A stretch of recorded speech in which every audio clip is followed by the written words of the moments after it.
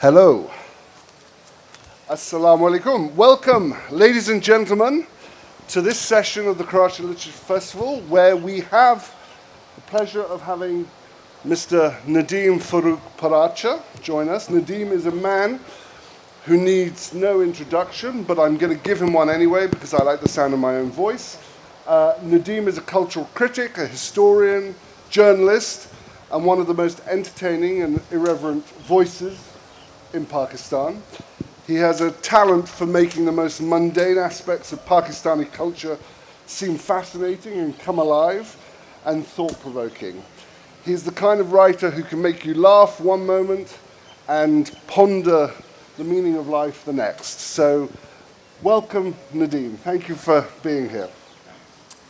Today we're going to be talking about his book, For Faith, State and the Soul, A History of Popular Culture in Pakistan.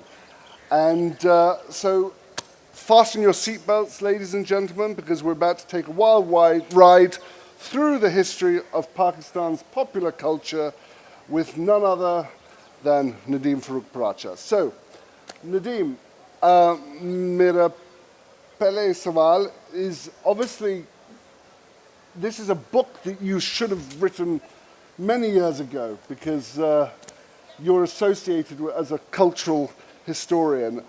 What inspired you to write this book now about the history of popular culture in Pakistan, and how did you go about researching it? Truth is, this book was actually, the idea first came way back in I think 2000, year 2000, 2001, when I wanted to write a book or a history of pop music in Pakistan. And when I started to research for that, as happens, you eventually start discovering so many other things.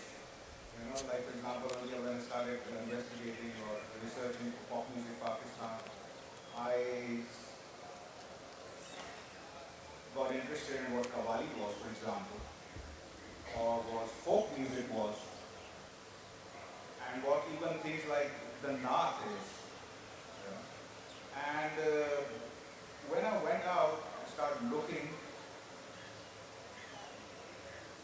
to understand what the history of these genres was in Pakistan, I couldn't find anything. And I've always said there are so many aspects of Pakistan's culture which are not documented at all in an organized manner. Like for example, you'll find tons of books on Pakistan's political history, for example, or tons of books and research done on Pakistan cricket, for example, but there's hardly anything else which is being documented as well. Like when everybody listens to Qawwali. Qawwali is a popular music genre in this country, but I just couldn't find anything. When did it start?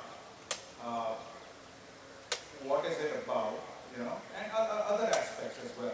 There's a really fascinating fact in this book about Qawwali, how it was at one point suppressed and then it was co-opted by the state. Could you tell us a little bit about? The most interesting thing about Qawwali which I discovered was these two things. Before answering your question about how it was suppressed, very few people knew, I didn't know, that the genre of Urdu Qawwali is a purely Pakistani phenomenon. Fine, Qawwali has a long history, a long past, you know, starting from Muslim rule in South Asia about 500 years ago. That's where it started to develop. It was always in Persian and later on Punjabi. Urdu Qawwali developed in the mid-1950s. There are examples of Urdu Qawwali in India before that, but they are very rare.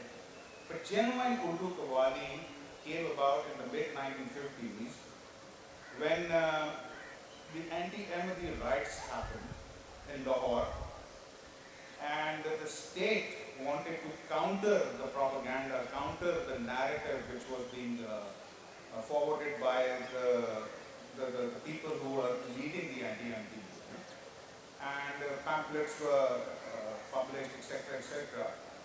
And like for example, the thoughts of Mr. Maududi were tried to be were countered with the thoughts of, let's say, Muhammad Iqbal, the poet. That is when the state of Pakistan decided to introduce Qawwali on Radio Pakistan. Qawwali wasn't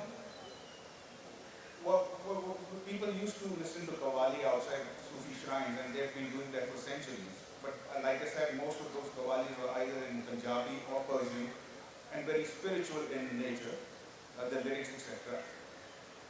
What happened in the mid-1950s was when Radio Pakistan was given the green signal to, okay, start Qawwalis. But there was a condition. The condition was A, the Qawwalis have to be in Urdu, and B, they need to incorporate Iqbal's philosophy. So that is when the Urdu Qawwali genre started to develop. And it, I would say, peaked in the 1970s and then two of its major stars then were Aziz Mian Qawwal and the Safri brothers.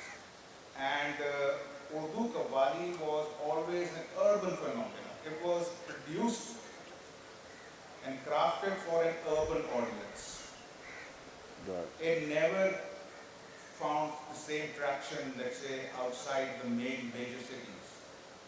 And its biggest market was always Karachi.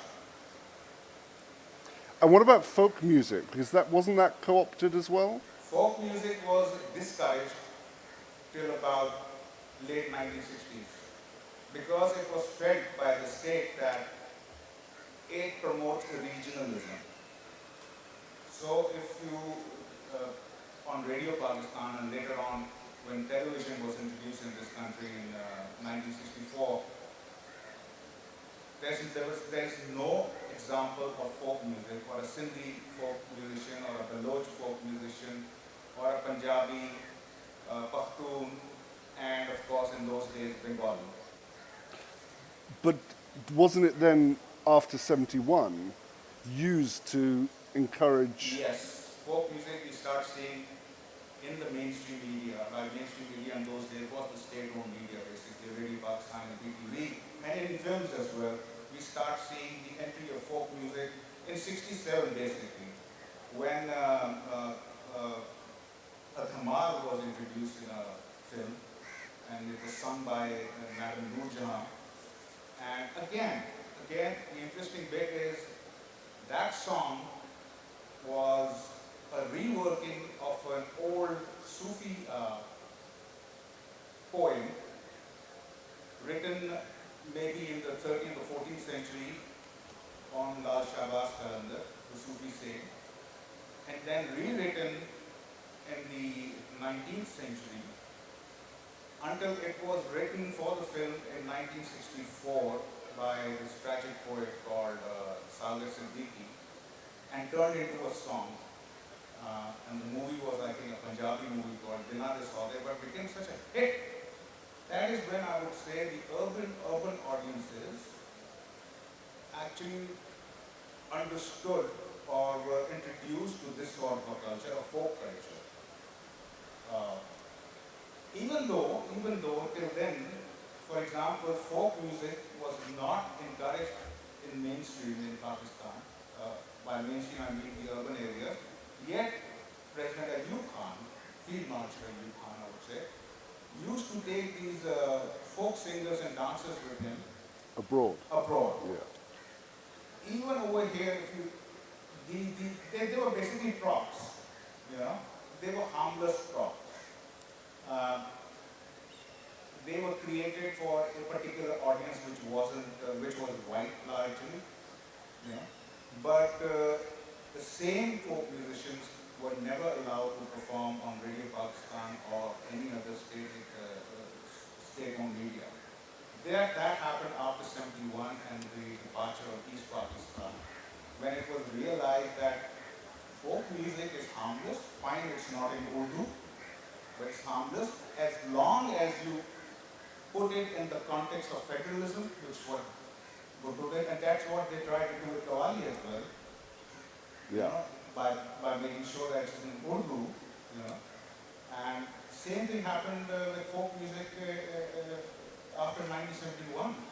And a lot of folk musicians used to perform in rural areas. They were invited to big cities like Karachi and Lahore. And even you see the popization, I don't know what other word to use, of folk music. You know, they had to sing certain songs in Urdu as well. Then they had to get rid of a lot of spiritual aspects of folk music. So an urban market could be, or an urban audience, or an urban polity could be reached, you know, and make folk music more accessible. Your book addresses the issue of censorship and repression of artistic expression in Pakistan. How have artists and writers navigated these challenges over the years, and what do you think needs to be done to ensure that creative expression can continue to thrive in Pakistan? One of the most interesting ways how artists have tried to navigate the restrictions, not only coming from the state, but also from society as well. We are a polarized society. We say we are a politically polarized society, but we forget that we are also a religiously polarized society. We are 95 to 96 or 97% Muslim, but there is a lot of differences between these Muslims as well. So anyways, one of the ways to navigate is, or was, and I think still is by, for example, making a pop song, which includes women singing as well, and which might include men not in shalwar kameez or maybe, you know, in Western dress. But what they do is, what they used to do, they used to bring in the element of patriotism in the song, some element of that, and some element of Sufism. And by Sufism, I mean the pop version of Sufism, which is very urban, and very one-dimensional and created mostly by the state and by the entertainment industry. So if the song is singing about Sufism, for example, and it's using guitars and drums, and it has women singing and maybe slightly dancing, then it becomes a bit okay. You know? Like for example, when Nazia and Zoe started singing about just the disco music, that wasn't okay. Had they, for example, added some element of Sufism or patriotism, I think it shouldn't have been such a problem. So, obviously, the Western elements that were coming in, at times they were encouraged and times they were discouraged, would you say? Because Coco Carina, is it? No, Corina, but then the Western element was actually encouraged in that decade, but not in when Not later on. Not Nazir later and on. Hassan. No, from the 70s onwards, it was seen, like for example, I've written the book. If you see movies, Pakistani movies, Bollywood movies of 1960s, where a person, a character who's returned from the US, is always portrayed as a wise guy, a rational, reasonable person who's come back to Pakistan to make the rest of the society educated and enlightened. Suddenly, East Pakistan happens, and if you notice 1970s films, any character returning from the US or UK is a total opposite. He's a buffoon, he's a druggie, he's stupid, and I know the feeling. always confronted with another character who values, who embraces Eastern values, and always warns that for example, if a man in a family becomes westernized or becomes like the buffoon, the whole nation collapses. So looking back at the research and the writing of this book, what were the biggest surprises or insights that you learnt whilst researching this? Well, one I've already mentioned, the Qawwali aspect. I had no clue that it's entirely a product of Pakistan. That was one thing. And other things as well.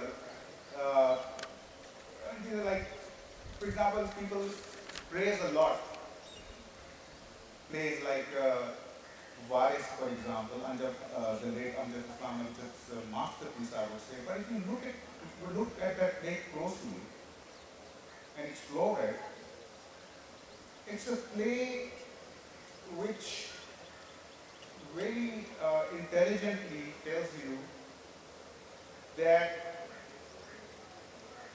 the Islam, or the kind of Islam Ziaul Haq was trying to impose and eventually did, is an urban phenomena, is an enlightened, educated, middle class phenomena, which is reasonable and rational. And anything beyond that is brutal, tribal, and feudal. Look at that play again. Well, what happened in that play was the person, George Chaudhry Hashmat, who was portraying this image of being brutal, feudal, and tribal, he turned out to be the biggest, most attractive character in the play. And that, again, this very few people know, bothered people like General Ziaul Haq, because the nice, educated, pious, reasonable, middle-class family in that play was totally drowned by this guy. People thought that, it's not attractive enough. But these sort of little things, these little nuances. Your book explores the role of popular culture in shaping national identity.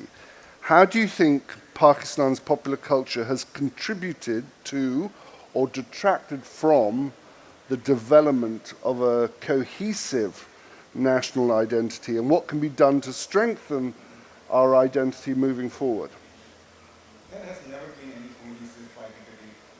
We all know that as far as Pakistani nationalism or Pakistani is concerned. But has any popular culture managed to create a cohesive national identity? Popular culture has created certain sectarian identities, certain ethnic identities, I would say, but not national identity. We can't say popular national songs of the 1970s or 80s, or maybe even World Cup cricket songs in the 1990s, or even if they do that, they don't. It's a piece of entertainment. But what we do see is, especially popular culture emerging from below the state, from the people, what they're doing is they're consolidating, they're establishing certain sectarian and ethnic identities. That's what it's doing. But and we've seen the state try so much to use popular culture to establish certain sort of form of nationalism, but that really doesn't work, especially in a diverse society like Pakistan. It's very tough to do that. But this is a wonderful book. As you can see, it is. This is me in PR mode now for Nadeem. It is a great present for visitors and your family alike, and it is beautiful. It even has a beautiful picture of Mr. Nadeem. Where is it? There. So, it's wonderful. Okay, we're going to take questions now. Anyone have any questions on the history of popular culture in Pakistan? This gentleman here.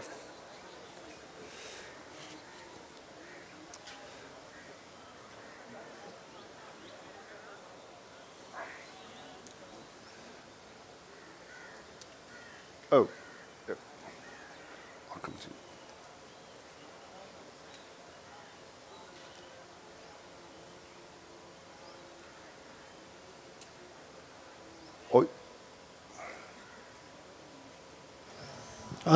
Okay, so my question is not about the content of this book. Nadeem is an exceptionally wonderful writer. We read him. I just want to understand the logic behind the price of this book. This is so expensive. I mean, are there any plans to publish a lesser expensive book or lesser expensive version of it? I agree with you. It is very expensive, and the thing is, first of all, lot of effort and other resources were invested in this book beyond me writing it.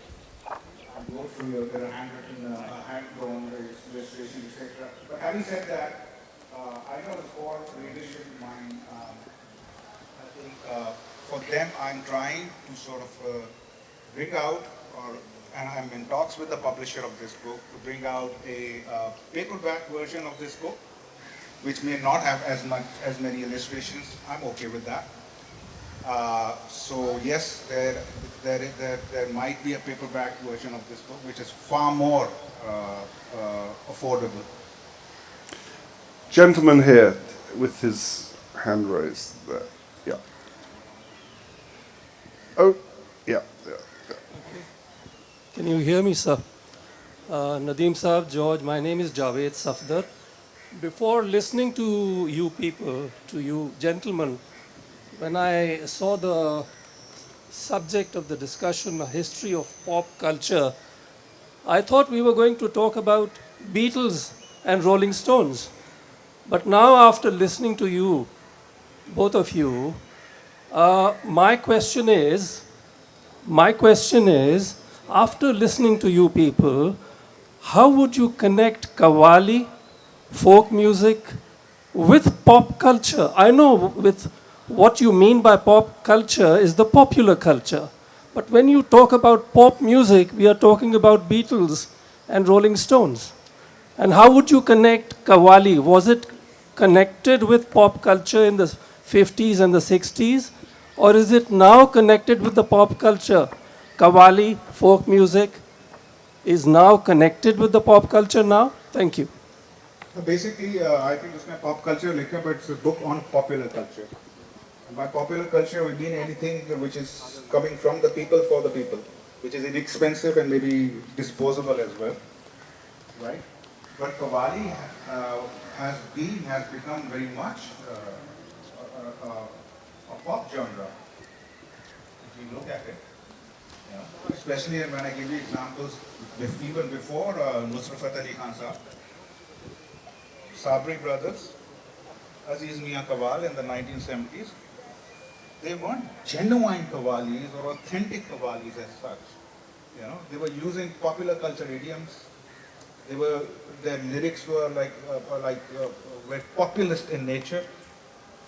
चाहे वो शराब की बात कर रहे हों, चाहे वो सूफी की बात कर रहे हों, but they were grounded. Those sentiments were grounded in urban sentiments of how urbanites understand spirituality. Urbanites, and not all of their Qawwalis were about Sufism as such. Especially Aziz Mian's Qawwalis, you know, they were about people, you know, who go through all sorts of things in cities. I'm not saying Aziz Mian's Qawwalis were very political, no, but they were very social, but urban. That is why. And Qawwali music's dynamics, especially Urdu Qawwali music dynamics and aesthetics, are very easy to fuse with Western popular culture elements as well. And we've seen a lot of people do that, and they still do that. And I would say the same about folk music in this country as well. And as explained, folk music, when it became mainstream, was mainly created to appeal to an urban audience. For that, they had to, for example, अगर आप 70s की फिल्मों में भी आप देख लें, गाने जो होते थे क्लब्स में या थोड़ा जब कोकोकोरी ना देख लें, ठीक है, फिल्मी सेंटिमेंटलिटीज थी, उर्दू थे, लेकिन it was very easy for them to adopt Western elements as well, चाहे वो instruments हों, चाहे वो दूसरी चीजें हों. So yes, Qawwali is very much part of popular culture in this country, very much. Just adding on to that gentleman's point about pop music, what drove the explosion of pop music in the sort of late 80s, 90s, Vital Signs, Junoon, you mentioned Nazir and Hassan. What drove that? Initially, I think it was just a frustration among a new middle class which was emerging, ironically, through the economic policies of General Ziaullah, which was very beneficial for them, and we saw an expansion of the middle classes. But the young people within this class, they felt frustrated, and it was also the days when they were being exposed to things like MTV happening in the United States. You know, we used to get like VHS cassettes of that. And so this thing was good. That was the initial thing, I would say.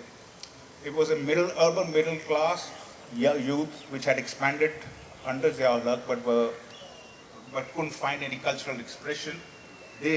But then basically, largely it was that movement was sustained by multinational investment. Then once that multinational investment was pulled out, the so-called explosion just ended. It wasn't there. So it was being sustained by the multinationals basically, and once it reached a peak, the multinationals stopped investing in it and continued to invest in cricket instead, and diverted whatever they were investing in pop music into cricket again. Not that they ever stopped investing in cricket. But I gave the initial reason was more socio-political, but not for long. Right. Eventually it was just extended by multinationals. This gentleman in the front row. Okay. Nadeem, thank you so much for giving a very insightful talk and letting us know how the Urdu Qawwali evolved and how it peaked in 70s. Besides that, you also talked about the polarization of society, be it on political basis or religion basis. But then don't you think we also have polarization in our intelligentsia? I mean, with a few examples, for example, likes of Mother Abbas, they are very objective in their analysis. There is some sort of suspense for us that what he'll comment on it. So we look forward to that. But just to put things into perspective, now all that happens, I follow you on Twitter. 99% of the time I know what you're going to say to a particular situation. And you, I think, with very few exceptional cases, you have never disappointed me. I mean, it's always there. Like when it will be anti-PTI, you'll be making fun of PTI. Yes, there will be 1,010 problems with that. But why have you yourself associated with anti-PTI narrative in such a big way that you are almost all the time so very clearly predictable? There's so many questions in this. So many questions. First of all, I don't see polarization as always a negative. Polarization is about, it can also be about discourse happening between different points of views. That can be polarized as well. You know, the only problem becomes when two different points of views refuse to engage or debate. Okay. Secondly, I don't know, I don't think I'm anti-PTI as such, or pro this or pro that. People forget that when between 2008 and 2013, when there was a People's Party government, I was a huge critic of that government, despite the fact, knowing that what kind of challenges that government was facing. And I'm not going to go into that because this session is not about that. But I wasn't holding back in trying to defend them or anything, but I wasn't holding back in criticizing them as well, especially when they banned YouTube on a very minor, stupid reason. So basically, like I said, polarization is not always bad. Somebody is going to take your water bottle thinking It that's can create a synthesis. Oh, okay, the lady at the back, I think this will be the last question. Do we have time? The lady at the back? Can we get a microphone? May I still say we're coming to the close of this session. We can probably give you another 5 minutes. Okay, can we just have one more question from the lady at the back, please? Thanks. Hello. Nadeem bhai, there's a lot of focus and attempt to unify and give Pakistan, you know, a national identity. People are always talking about some kind of cohesive national identity, like homogenized milk. But my question to you is even the great nations, they don't have a singular identity. They're fairly diverse. So is this a distraction? Because aren't diverse societies always in conversation and opposing and polarized? Yeah, it was an aversion. It was a fear. Diversity was a fear, I would say, in the first 30 or 40 years of the country. But I think we are in a period in an era where we are coming to terms with it. But of course, after so many decades of being told to be scared of this diversity, there's a certain mindset or mindsets that have developed.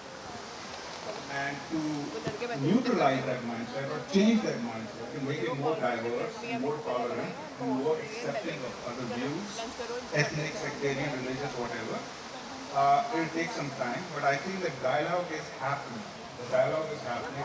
Maybe it's not in such an organized and pleasant dialogue, but it's happening. You can see it on social media, you can see it in other sort of media. People are talking to each other. People are barking at each other as well at times. But then it's all part of it. I think we are coming to terms with that. And I think the state of Pakistan is now also willing to come to terms with that we are a diverse society and diversity is nothing to be scared of. And we should accept that. Usse Pakistan nahi tootega. Celebrate it. Well, thank you very much, Nadeem Farooq Paracha. The book is For Faith, State and the Soul, A History of Popular Culture in Pakistan. Nadeem Farooq Paracha. Thank you.